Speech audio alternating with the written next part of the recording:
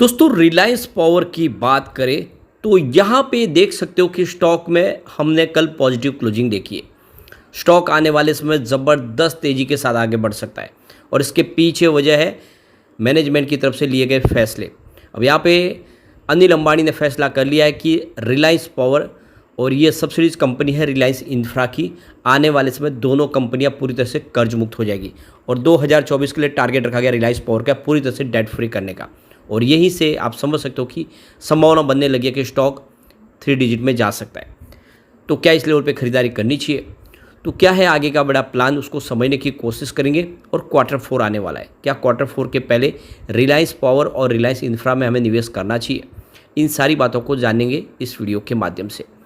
लेकिन फ्रेंड उससे पहले अगर आप पहली बार हमारे चैनल पे आए तो चैनल को सब्सक्राइब कर दीजिए, एक बेल आइकॉन दबा दीजिए ताकि जब भी नया वीडियो बने पहला नोटिफिकेशन आपको मिले। वीडियो पसंद आए तो लाइक शेयर जरूर कीजिए।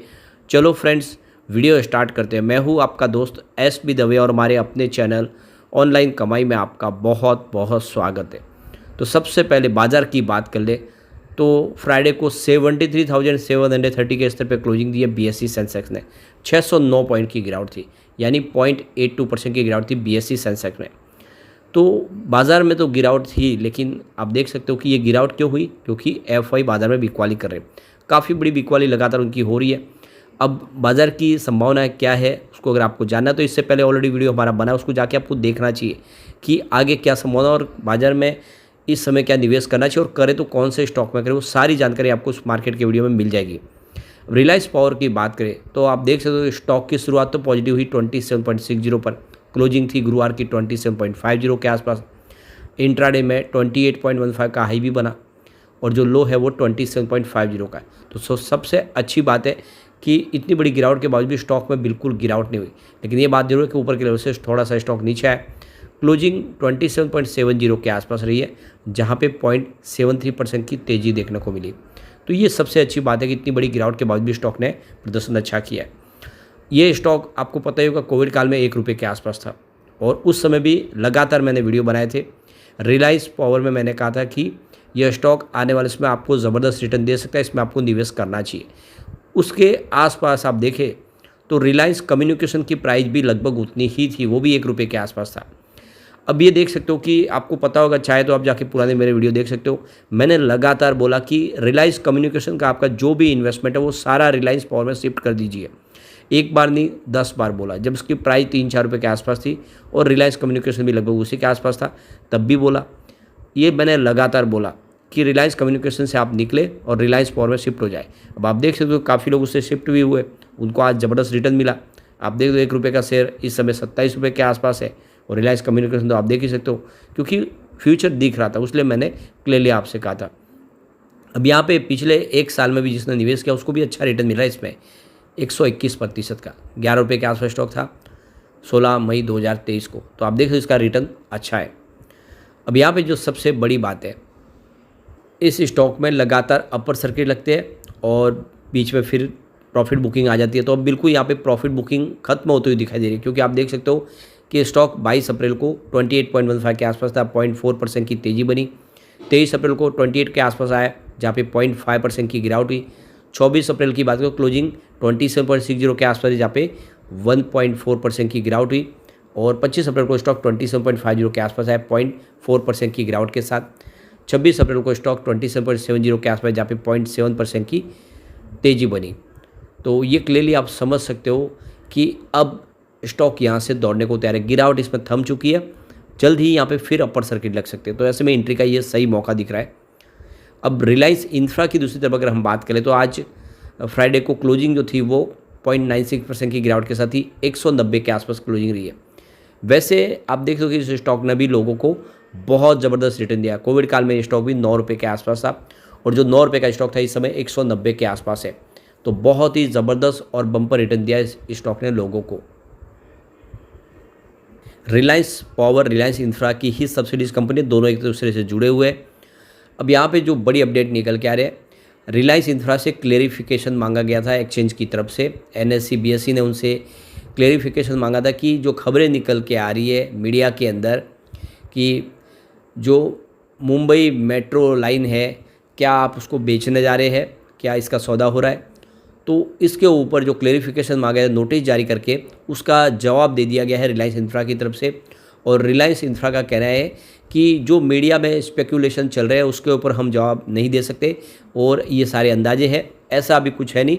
और जो देख रहे जो एक्सचेंज को जिसकी जानकारी देनी चाहिए वैसी जानकारी फ़िलहाल हमारे पास नहीं है, अगर होगी तो हम ज़रूर देंगे। तो एक तरह से इसका खंडन किया है, फिलहाल वो अपनी मुंबई मेट्रो लाइन नहीं बेचने जा रहे। लेकिन जिस तरह से एक के बाद एक फैसले किए जा रहे, बहुत सारे प्रोजेक्ट को बेच के भी कर्ज मुक्त होना चाहते हैं, जिससे हो सकता है कि आने वाले समय संभावना बने।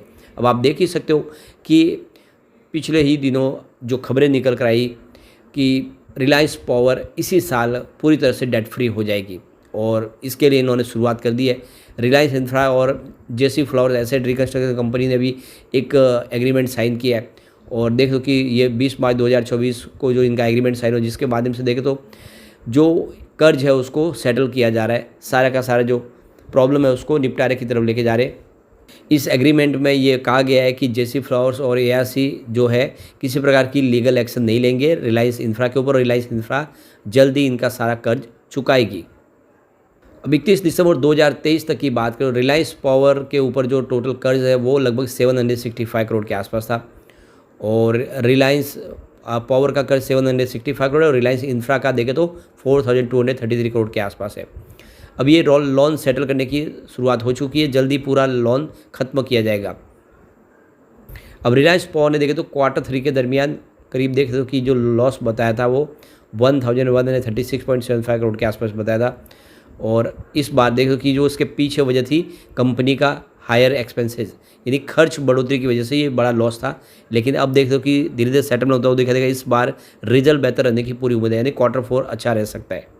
अब रिलायंस पावर अपना कर्ज चुकाने के लिए बहुत एग्रेसिव तरीके से आगे बढ़ रही है। इन्होंने अपना 45 मेगावाट का जो विंड एनर्जी का प्रोजेक्ट है वो JSW एनर्जी को बेचा, जिससे 132 करोड़ रुपये प्राप्त हुए और ये आप देखते हो कि इनका कर्ज चुकाने में कंपनी काम आने वाला है। इसके अलावा कलई पावर का जो इनका प्रोजेक्ट है 1200 मेगावाट का, ये प्रोजेक्ट इन्होंने बेचा है देखते हो कि 128 करोड़ में, जिससे कंपनी अपने कर्ज को चुका रही। तो इस तरह से कुछ प्रोजेक्ट कंपनी बेच रही है, चाहे थर्मल पावर प्लांट के प्रोजेक्ट हो या फिर विंड के प्रोजेक्ट हो, लेकिन कंपनी पूरी तरह से इस कर्ज के जंजाल से बाहर निकलना चाहती है।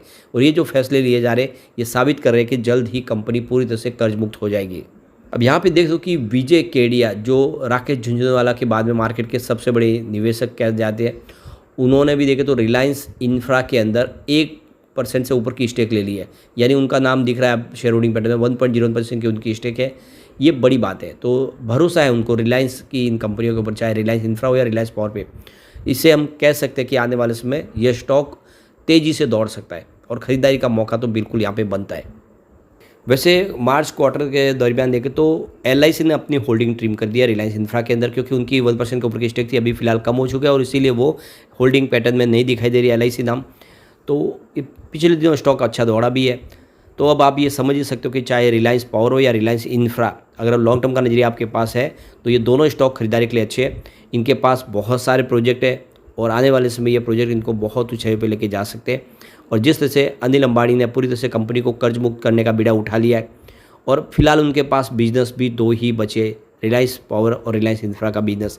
बाकी उनके जितने बिजनेस है, चाहे रिलायंस कैपिटल हो, रिलायंस कम्युनिकेशन हो, ये सारे के सारे बिजनेस ऑलरेडी डूब चुके हैं। NCLT में उनकी नीलामियाँ हो चुकी है और होने वाली है। तो ऐसे में आप समझ सकते हो कि पूरा इनका फोकस इसी पे है और ये कंपनी आने वाले समय कमाल कर सकती है। और जिस तरह से वोडाफोन आइडिया मुसीबत से बाहर निकला, उन्होंने एक FPO लाया और 18,000 करोड़ रुपये फंड रेजिंग की और बड़े बड़े इन्वेस्टर ने भरोसा जताया, वैसे ही रिलायंस पावर भी कमाल कर सकती है। ऐसे में लॉन्ग टर्म इन्वेस्टर निवेश करें।